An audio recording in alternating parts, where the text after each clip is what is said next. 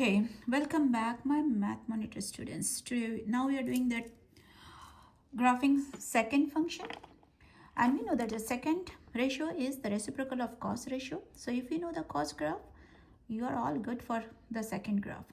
For the cos, if you remember, again my method of doing is all the 5 points, standard points, 1 2 3 4 5. What are the points? 0, pi by 2, pi, 3 pi by 2, and 2 pi.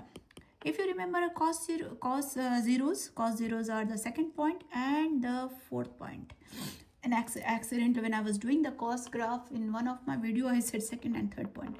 It's the second point and the fourth point, and the graph looks something like this, if you guys remember. So I'm not very much interested in the graph. I'm interested in the zeros.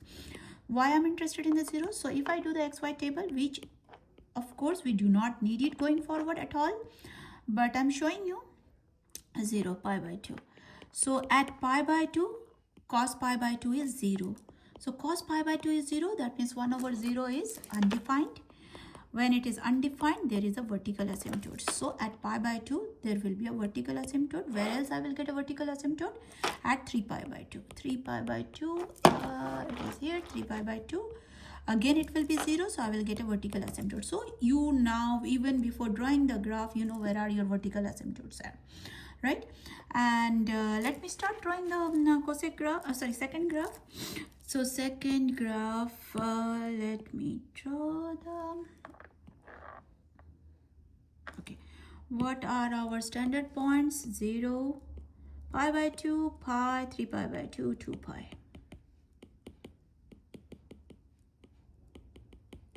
And we know where are our asymptotes. Asymptotes are here and here. Why? Because it's the second graph, which is the reciprocal of cos, and cos zeros are here.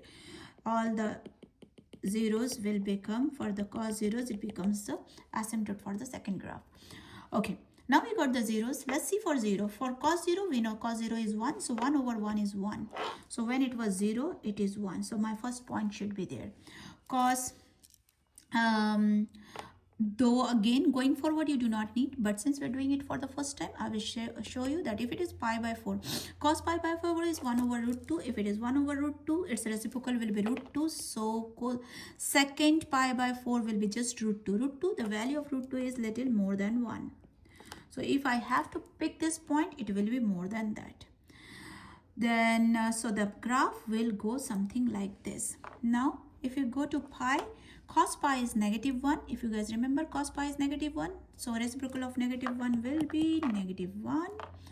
And again, if you check those 2 points, which is 3 pi by 4, 5 pi by 4, those will be negative root 2. So the graph will be something like this. And the last point, 2 pi is again 1. And this point, if 7 pi by 4, will be here. You might say that, okay, so many angles you are saying, 5 pi by 4, 3 pi by 4, how will we know? Don't worry. Don't worry at all. You do not need those values actually. Why? Because if you remember your cos graph, you just need to remember your cos graph. If you remember, your cos graph was like this, right? Till this point. If you observe, if you know your cos graph, this, just do this, this, and this. That's it. You will get your second graph. Okay, let us finish all the attributes for the second graph. So what are the attributes? What is the period? After this point, the graph, my graph looking so weird, it will repeat here. See, this portion is repeating here. So that means what is happening here after this point, that is after this, the graph is repeating. So what is the period for second graph? Again 2 pi. So it is easy to remember. Cos, sine, cosecant, and secant all has period. For the parent function is 2 pi. No issues, you can remember that. Again, as I said, there is no amplitude. Amplitude is not applicable technically, but you know the distance, that vertical stretch, you can call it as a vertical stretch shrink kind of stuff. So if it is 2, this point will start from 2. That's it. It will not be here. It will start from 2. Okay. What was next? Domain. Domain is again all real number other than the asymptote. I forgot to write the asymptote here. What are the asymptote here?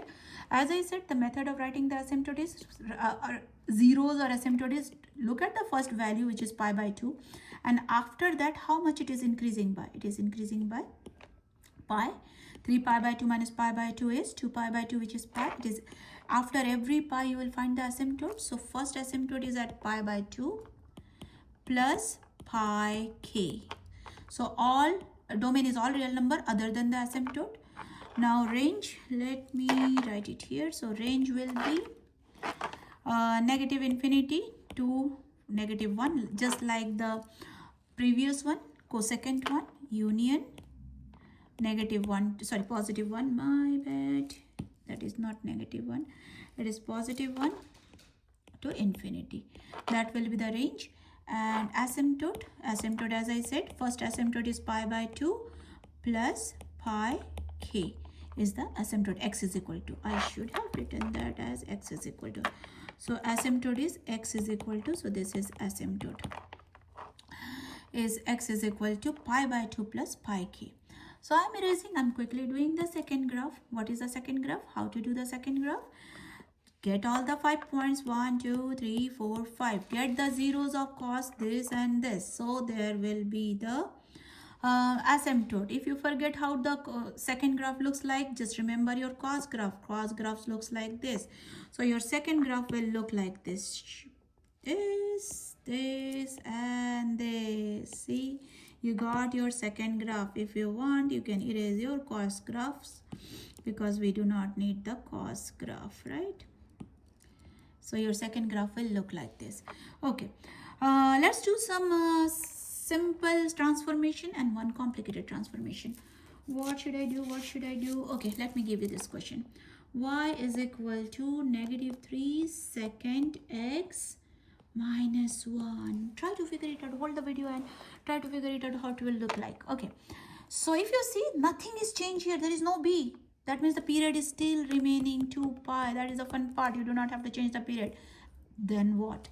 Since I am not changing the period, that is the fun part. You are not changing the period, so your points are all same. What are those points? By this time you should be able to say the points. Okay, guys? So this is 0, this is pi by 2, this is pi, 3 pi by 2, and 2 pi. And period is not changing, means my asymptote is not changing. Asymptote will be at, remember, second and third point. So I know my asymptote also. Good job, guys. I hope you guys did till this far. Now the graph is moving down by negative 1, so there will be a line at negative 1. Now put all those points here rather. Okay, and now let's do, this will be technically not as amplitude, but the graph will go up by 3. So 1, 2, 3, which will be at 2, and negative 2, negative 3, and negative 4. So my highest point, remember the parent graph. If you remember quickly, I'll show the parent graph was this, this, and this.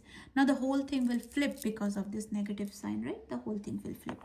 So now it will be like this. I don't know my graph is visible or not.